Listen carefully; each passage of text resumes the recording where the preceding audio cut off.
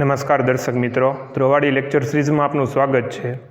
Data સ્ટ્રક્ચરની અંદર dynamic allocation અને ડીએલોકેશન મેમરીમાં પહેલું ફંક્શન આપણું આવે છે મેલોક ફંક્શન. કઈ રીતના કામ કરે છે એની સિન્ટેક્સ અને સાથે એનો પ્રેક્ટિકલ પણ આ વિડીયોની અંદર જોશું આપણે. સૌપ્રથમ તો મેલોક ફંક્શનની અંદર allocate single block of requested memory, કે ભાઈ જે કંઈ મેમરી હશે મેમરીમાંથી રિક્વેસ્ટ કરશે કે ભાઈ મને એક બ્લોક છે એ મને યુઝ કરવા માટે આપો. એ આ ફંક્શનનું કામ છે તમારા મેલોક ફંક્શન, બરોબર. સિંગલ બ્લોક માટે છે એ મેમરી પાસે રિક્વેસ્ટ કરશે કે મને એક સિંગલ બ્લોક છે એ એક અલોકેટ કરો, ટૂંકમાં મને એક જગ્યા એક બેહવા માટે આપો, એક ખુરશી મારે જોવે છે. એક્ઝામ્પલ તરીકે યાદ રાખવું હોય ને તો એક ખુરશી મને બેઠવા હાટું આપો ભાઈ, બરોબર. સેકન્ડ પોઈન્ટ આવે છે કે not initialise memory at execution time, કે એની અંદર જે કંઈ અલોકેશન થશે, બરોબર, એ ઇનિશિયલાઇઝ મેમરી જે ઇનિશિયલાઇઝ થશે એ એક્ઝિક્યુશન થશે ને, બરોબર. એક્ઝિક્યુશનના ટાઈમે કોઈ પણ પ્રકારનું મેમરીમાં ઇનિશિયલાઇઝેશન છે એ નહીં થાય. એટલે સેકન્ડ પોઈન્ટ આપણો શું થશે?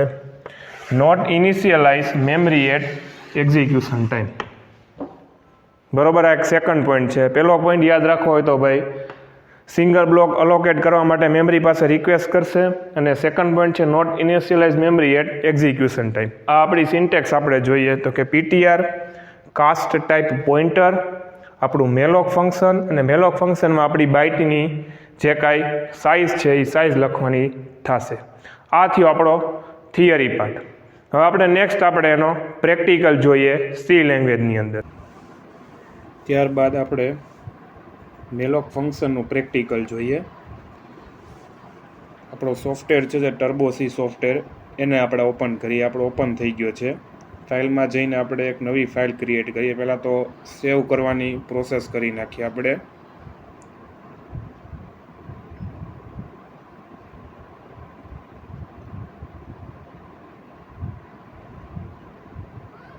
ત્યારબાદ આપણે પહેલાં આપણી જે કાંઈ ફાઇલ છે એ હેડર ફાઇલને ઇન્ક્લુડ કરીએ. Standard input output dot H include conio dot H console input output dot header file. ત્યારબાદ વોઇડ મેન લઈએ.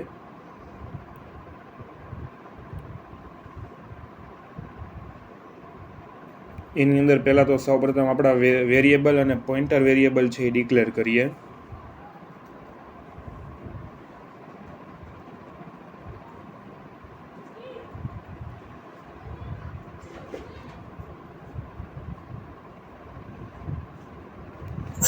વેરિયેબલ ડિક્લેર થયા પછી આપણે નેક્સ્ટ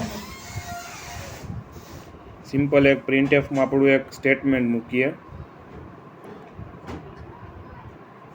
કે enter number of elements.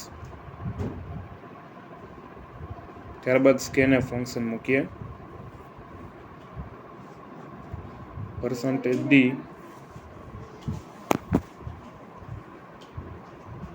n% sign n.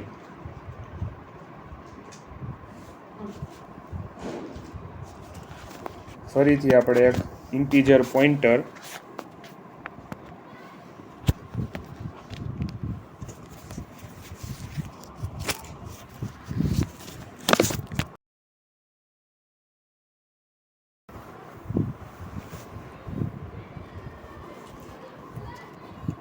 આપણું જે મેલોક ફંક્શન છે જે આપણે જે તમને મેં સિન્ટેક્સ સમજાવી હતી એ પ્રમાણે ડિક્લેર કરીએ આપણે કે આપણે જે એલિમેન્ટ્સ એન્ટર કરાવીએ છીએ એની અંદર મેલોક ફંક્શનની મદદથી એક બ્લોક માટે આપણે એક રિક્વેસ્ટ કરશું. એટલે એ આપણે ઉપર લીધેલું છે ઇન્ટીજર પોઇન્ટર મેલોક n, પછી એસ્ટિક સાઇન અને સાઇઝ ઓફ ઇન્ટીજર, પછી એક ઇફ કન્ડિશન મૂકીએ આપણે કે એની અંદર આપણે આપણો જે પોઇન્ટર છે એ નલ હશે તો આમાં આપણે સિમ્પલ એક સ્ટેટમેન્ટ પ્રિન્ટ કરીને આપશે.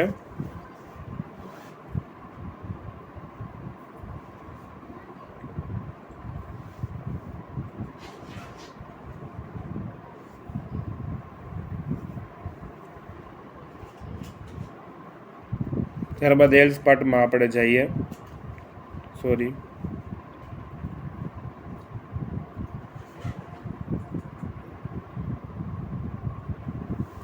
એલ્સ પાર્ટની હવે સિમ્પલ પ્રિન્ટએફ સ્ટેટમેન્ટ મૂકીએ એની અંદર, અને એની અંદર આપણે આપણું એક સ્ટેટમેન્ટ છે એ પ્રિન્ટ કરાવીએ, એન્ટર એલિમેન્ટ્સ ઓફ એરે, ને એની નીચે એક ફોર લૂપ ડિક્લેર કરીએ.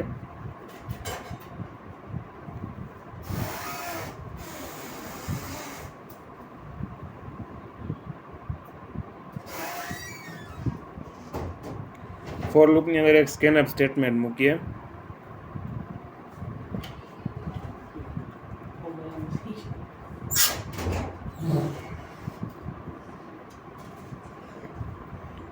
સ્કેનએફની અંદર આપણે એક %d અને લખીએ ptr પ્લસ i, અને સિમ્પલ એક સમ કરાવશું આપણે.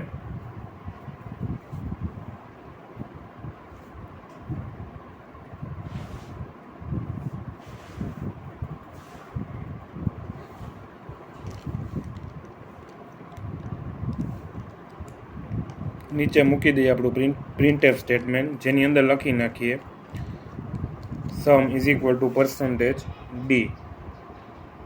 સિમ્પલ આપણે જે ઉપર સમ લીધેલું છે વેરિયેબલમાં એ ડિક્લેર કરીએ, અને ત્યારબાદ આપણી જે કંઈ મેમરી છે એ મેમરીને આપણે ફ્રી કરી દેશું. ને લાસ્ટમાં આવશે આપણું ગેટ ch ફંક્શન. પ્રોગ્રામને સેવ કરીએ અને રન કરીએ આપણે. ઓકે, એરર છે.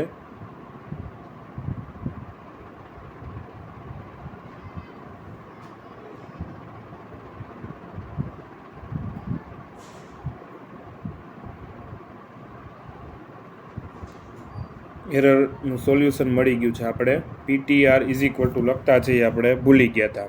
રન કરીએ ફરીથી, હજી એક એરર છે.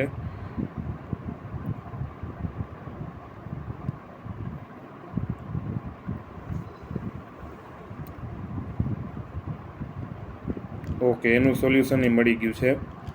રન કરીએ પ્રોગ્રામને.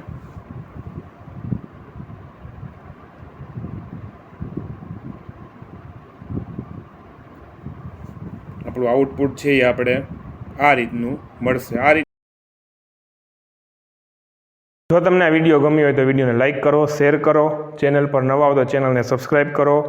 કમ્પ્યુટર રિલેટેડ કે technology related, computer programming, coding related કાંઈ પણ નવું જાણવાની ઈચ્છા હોય તો અમારી ચેનલને તમે સબસ્ક્રાઈબ કરી શકો છો. Thank you. જય હિન્દ, જય ભારત, જય જય ગરવી ગુજરાત.